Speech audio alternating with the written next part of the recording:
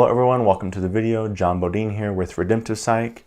And in this video I'm excited to share a conversation talking about applying this psychology to really real life problems, particularly with the two types mentioned with the ISFJ and the INFJ, why they are easy to manipulate and what to do about it. I've noticed this pattern in many other people's lives that I have observed, and in my own life, in my relationship with other people, the people I have been drawn to, the people I've listened to, the people who have had some authority in my life from growing up or school or church and beyond. And there is a consistent pattern here that I see with these two types, the ISFJ and the INFJ, that they are frankly easy to manipulate. And the first reason why I see this as the case is because of their naivety. ISFJs and INFJs tend to be, I don't want to say pure of heart exactly, because that is, that's beyond the scope of what I can see, but their behavior looks like that. They're often kind of innocent. They often perhaps think the best of other people. And from what I can see, it comes from their own internal projections. INFJs and ISFJs are usually pretty gentle people. They don't tend to want to harm others. They tend to want to help no matter what. So they have this innocence. And there's also a relationship with confidence or lack of confidence, meaning that when an ISFJ or INFJ acts confidently, it usually takes a lot of buildup, a lot of practice, a lot of research before they can speak with authority, before they can act with confidence. There's a lot of work that they put into their craft or their skill before they act in a very confident way. Then they see other people who act extremely confidently, and they assume, INFJs and ISFJs may assume that that person, wow, they are so capable, they are so smart, they are so well-intentioned. Because of their confidence, they must know what they're talking about, because I don't speak like that until I really feel confident what I'm talking about. And this is not the case. There are many people, ISFJs and INFJs, who speak with extreme confidence who have no idea what they're talking about. This is very, very hard for us to process. It is a projection because we don't really do that, for the most part, until we're very confident about something. Now, I will say TI child, which both of the types have, can get on their high horse sometimes and really light someone up without knowing the context. That's a little different. I'm talking more about figures, teachers, pastors, whoever, who exude confidence, even though they may not have anything to actually back it up. This is a soft spot in an easy target for INFJs and ISFJs that can make them trust too easily. And this is the other part. ISFJs and INFJs are among a couple of the types that can be a bit paranoid and can be afraid of people by default. However, it was a weird thing that goes on with that, where that may happen, but it also can be really, really easy to gain their trust. They can give that trust away too easily. It's like the more paranoid you are, the more easy it is to gain your trust at times. It's a very odd relationship. And both these types, while suspicious in general, as soon as someone gives them some attentiveness, makes them feel included, makes them feel valued, it's usually like, wow, I could really trust this person. So our fears, our paranoias, our soft spots actually make us easier to manipulate. People who are paranoid often think they're protecting themselves, and it's not usually the case. It makes them easier to do harm to. And this is the next point about predation.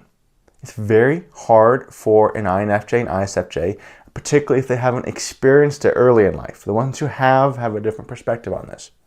In general, though, it's hard for these types to imagine that someone could be willfully predatory. They are often like the furthest thing away from that. They are often the furthest thing away from wanting to manipulate and exploit someone just for its own sake.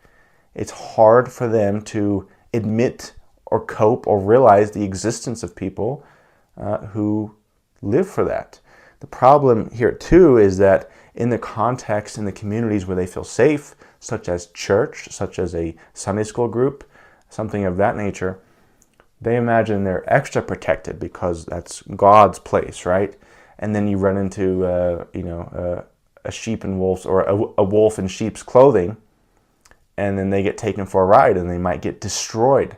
I don't know if there's any type.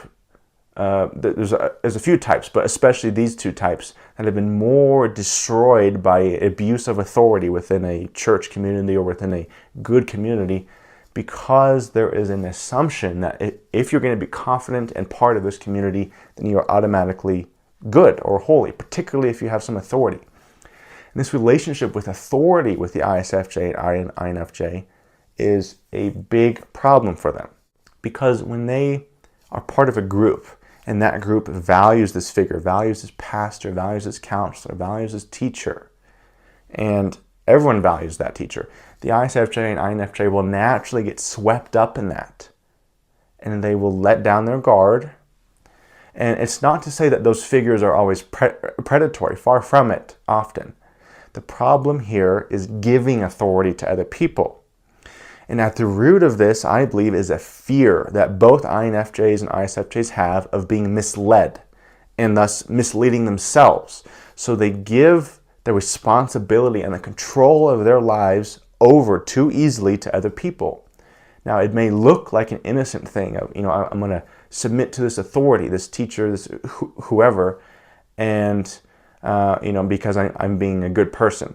But there's almost always a fear under that that's rooted with that. And God does not deal in fear. If you're feeling the compulsion for fear to give up something in order to go along with the crowd, I almost guarantee you that's not of God, because he doesn't deal with fear. It says in 2 Timothy 1:7, we have not been given a spirit of fear, but of power, love, and self-control. And no one is more easily manipulated by fear than these two types, the INFJ and the ISFJ.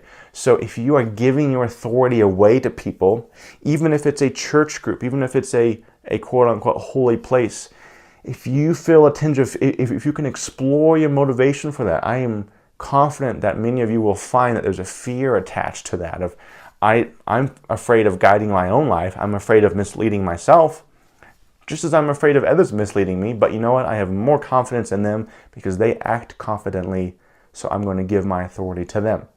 And if you can target that fear, you can realize that, this is not a good spirit. This is not a good energy to make a decision from.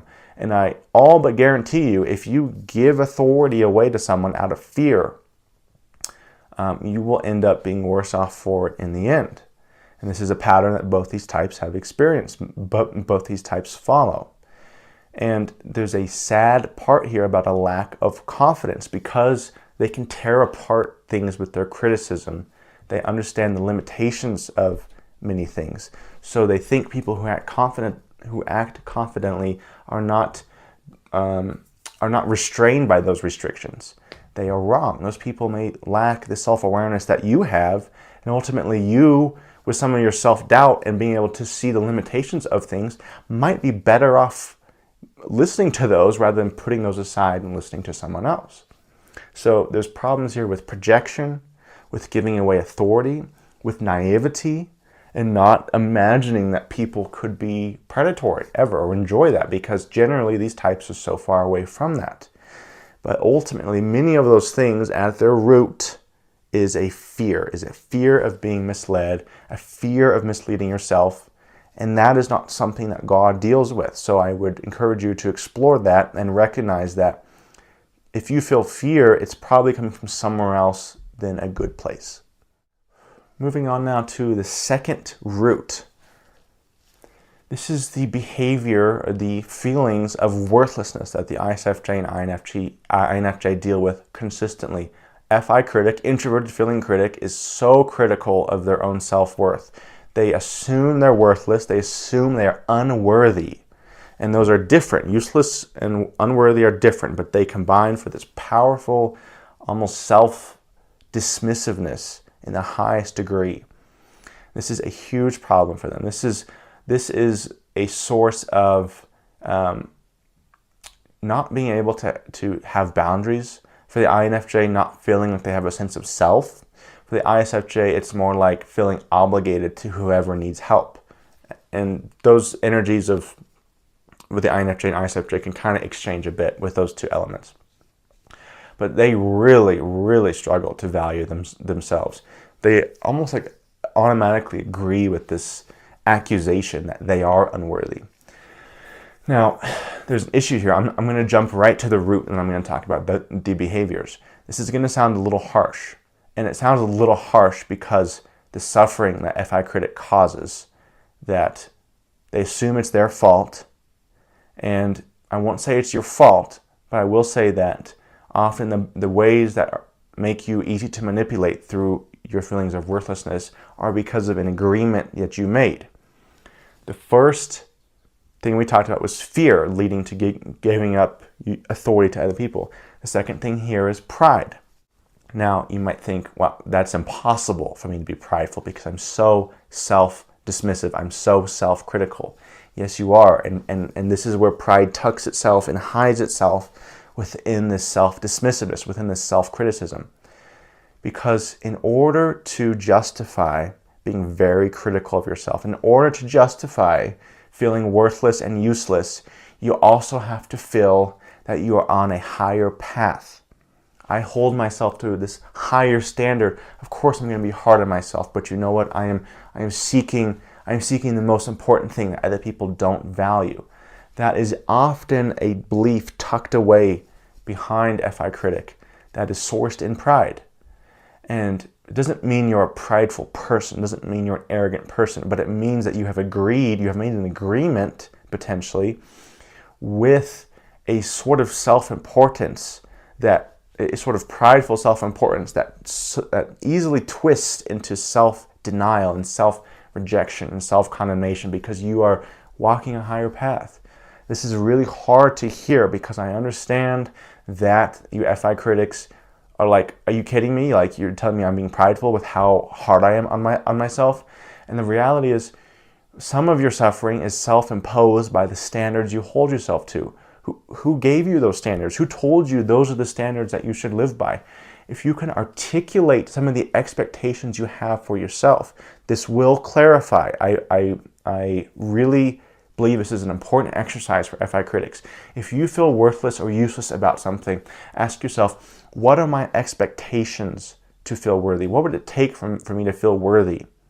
This is how FI critic is hidden. The reasons that cause your feelings of worthlessness is hidden in your TE trickster. Extroverted thinking trickster is all about standards. Extroverted thinking is about standards and expectations. And because it's a trickster, you're not really aware of the hidden expectations that you may have for yourself or the standards you have for what makes something good. So next time you feel worthy or next time you feel judgy towards someone or towards yourself, ask yourself, okay, what are my expectations that lead to me judging that person or judging myself as being inferior or unworthy? And you will notice, you will see that your expectations are ridiculous, that the standards you have are like existing on another space of, another plane of space-time. They are so detached from what's realistic.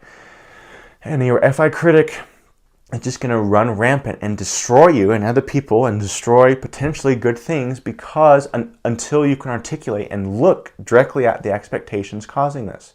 And here, through realizing the ridiculousness of the expectations, you can see, oh my gosh, this is not reasonable. This is so far removed from the expectations I hold other people to, because INFJs and ISFJs give themselves away often freely to other people, but they hold themselves to this hypercritical standard. And this makes them easy to manipulate, because if you feel worthless, anyone who makes you feel worthy, anyone who points out the ways you have helped them or the ways that you help other people, it's so easy for you to just fall into their hands and be marionetted around.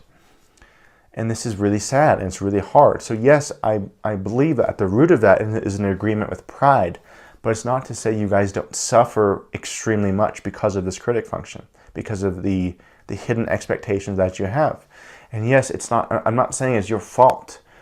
I know there's reasons that go into us making this agreement that, we have to be better than whatever. We have to be ideal. We have to transcend our limitations. It often has come from upbringings or abuse from authority figures or whatever, people holding us to too high an expectation This happens a lot, unfortunately, in Christian communities where people are told they have to be, the message communicated to them is they have to be more than they are. They're not allowed to be a human being. And the wisdom of FI critics, this is where ISFJs and INFJs can become very wise and extremely helpful, is by accepting themselves as they are. Now, as I say that, I understand that can very easily become this kind of weird secular message or this feeling that you can save yourself. It's not what I'm saying. But if you articulate the reasons why you hate yourself, you will see that you are rejecting yourself, and God does not deal in that either. So there has to be some level eventually of self-acceptance, of realizing, I'm a human too. I have limitations, accepting those. And with that, I'm confident that as you can accept that, the pride will unmask and reveal itself, and then you can deal with that as the root. So to wrap up this point about FI critic here, the other aspect of it is the permission. Once you accept your limitations, once you accept that you are not some transcendent being, the permission that you can give yourself, that you can find to have needs. This is the way an ISFJ and INFJ can start to battle against predatoriness, can battle against people who are well-meaning but take too much authority. Every single person who has authority, a pastor, a teacher, a counselor, you name it, has or will overstep their authority in their life at least once. I guarantee it. It's going to happen. And when that happens, you have an opportunity to say, you know what, that doesn't sit right with me. I can't go along with that.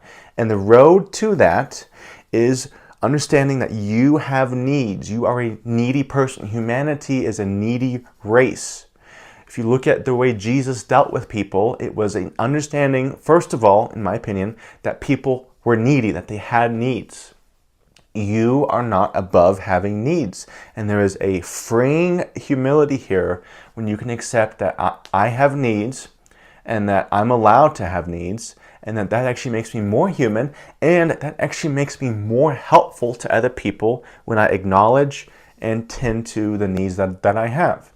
Now, I understand that can easily go away, that can be twisted into bad habits where you take control of bad feelings you have and go towards, alcohol or whatever, things that are going to destroy you. That is taking it into your own hands. You can bring God with you with that. He knows you have needs. It's you who often doesn't know that you have needs and is not willing to accept that you have needs and limitations. So I believe that exploring the neediness that you have will automatically train you to be in the peace of the humility of having limitations, and then start to take care of yourself. Because FI critics, as soon as they take care of themselves a little more, not only does that relieve them of the impossible standards that they have of, I shouldn't have to need that because I'm whatever, it will also make you more helpful to other people, and it will allow you to actually develop some boundaries, a deeper sense of self. Having a sense of self is not wrong. We are people, we have needs. To have a sense of self is to be human. It's what you do with that you may see FI critics and other people go astray. You don't have to go astray. So I would say explore those needs. I would say bring God with you, because yes, of course, it's easy to become selfish and self-centered and dismissive of others when you have needs. But I'll tell you what I've seen often happen is when ISFJs and INFJs start this path through healing, through exploring their needs, through exploring their pains, there's a period of time often where it'll just be about them for a little while, where it'll be the peace of being able to explore yourself without feeling guilty. And that may come if you choose to walk that path or not. But at the end of the day, your ability to have boundaries, to say no, to not be pushed around, I believe, starts with a recognition of your limitations and your needs. And ultimately, that is the path to being worthy when you invest in yourself. I'm going to wrap up here by zooming out into a tool, a how, that you can start today that will help you walk on this journey to not being easy to manipulate and actually establishing your independence. Now, this is a thought that came to me as I did the trickster lecture, which I'll link above. Every type has a trickster function. And in the case of the INFJ and ISFJ, the trickster function The path that it opens up for you and your development is the path of independence. It is how you become independent. And the path for the INFJ and the ISFJ to become independent is learning to think for themselves. There is a very sad and devastating message that many ISFJs and INFJs absorb, and that's you cannot think for yourself. You're not smart enough to think for yourself. Because you struggle to cite your sources and memorize things and always remember where your thoughts came from, you can't be trusted. Not true.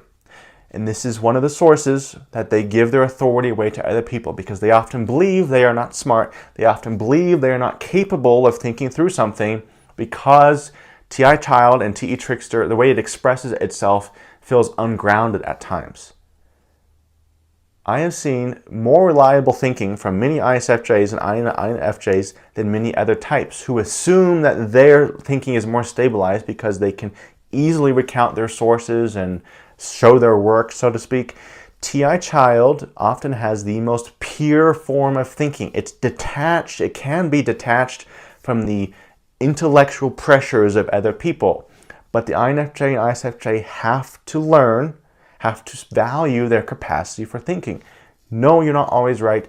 No, other people are not, you're not always entitled to other people's ears. That's a different issue. But I've seen more INFJs and ISFJs believe that they can't think and that they are not worthy enough to share their thoughts. Not true.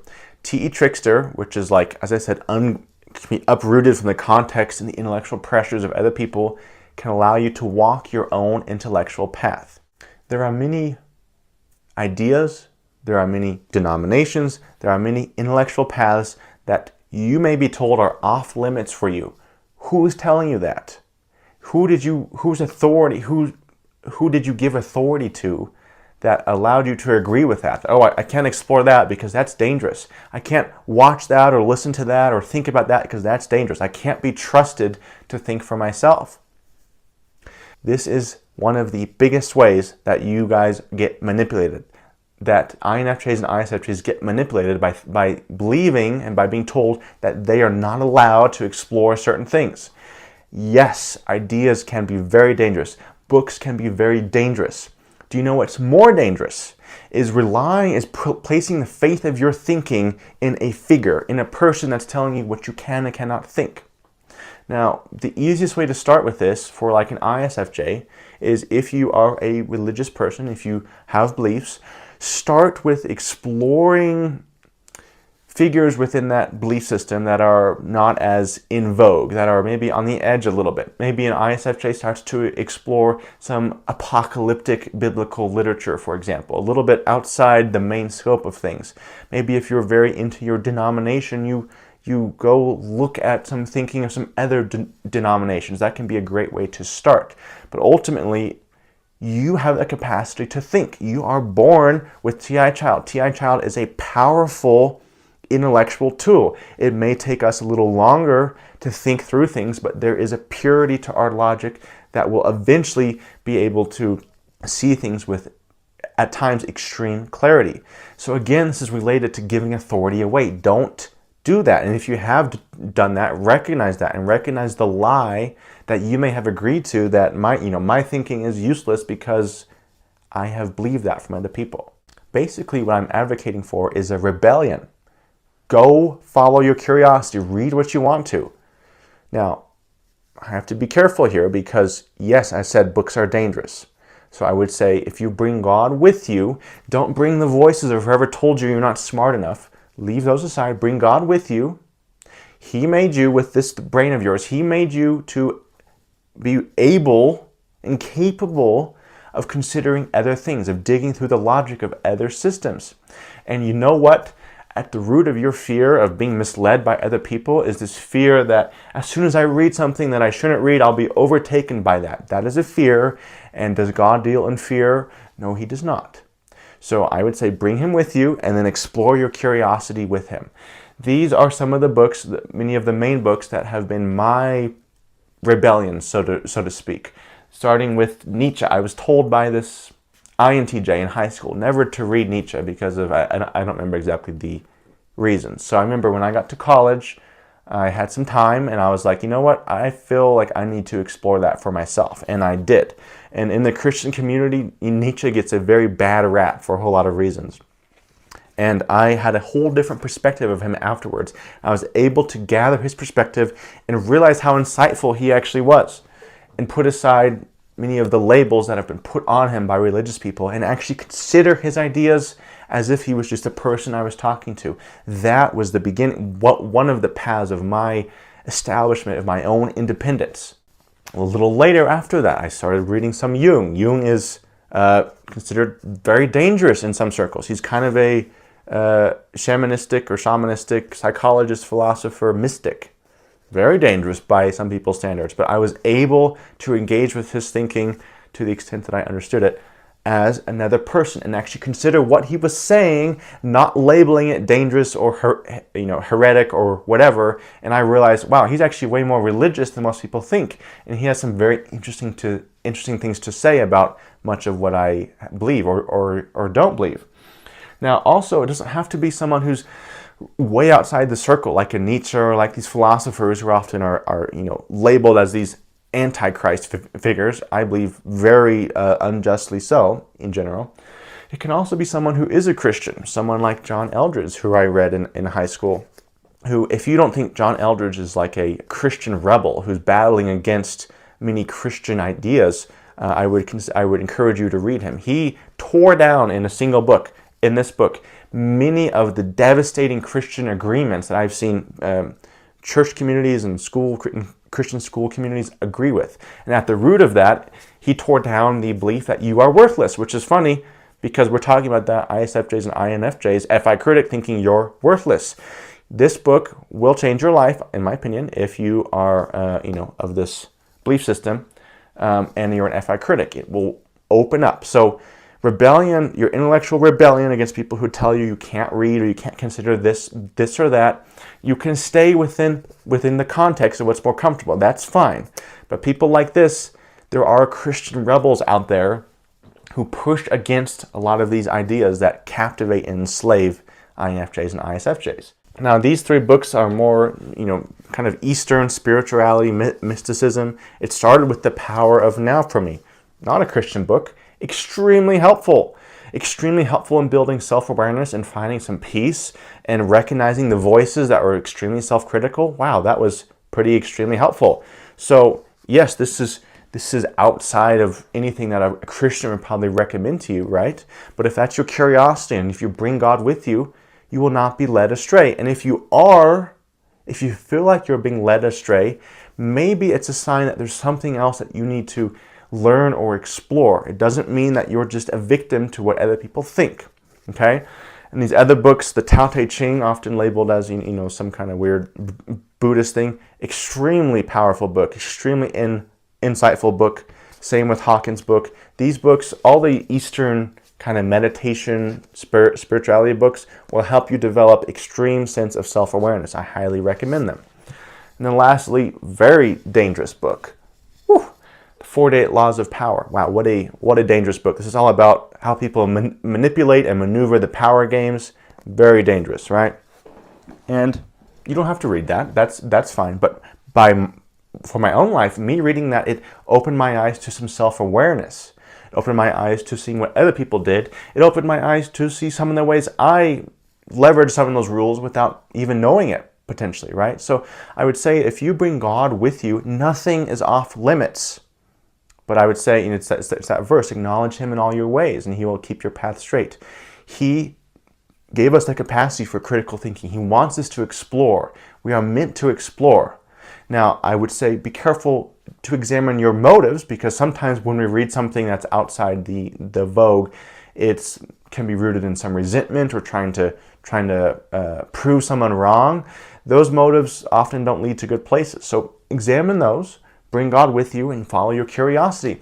This is how you establish your independence as an ISFJ and INTJ, embracing the path of TI child, embracing the path that TE trickster allows you to embrace by not being so held up by the perspectives of other people.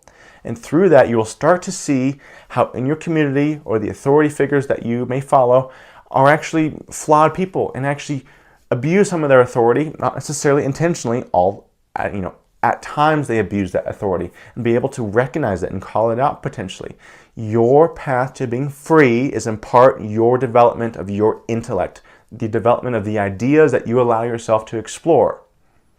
And through that, you develop other parts of yourself that are more independent, that are higher thinking, more able to detect problems, able to detect manipulation instead of just giving your trust away. So I would say explore carefully, but explore curiously, and that will help you develop your mind. Hope you guys enjoyed. This was a fun discussion for me. A lot of it's rooted in my own experience, in my own life, a lot in observing other people, and a lot of issues that I think need to be talked about, particularly with religious communities, because they do a lot of good and they do a lot of harm too. And I think it's worth talking about. So hope you guys enjoyed, and I'll see you next time.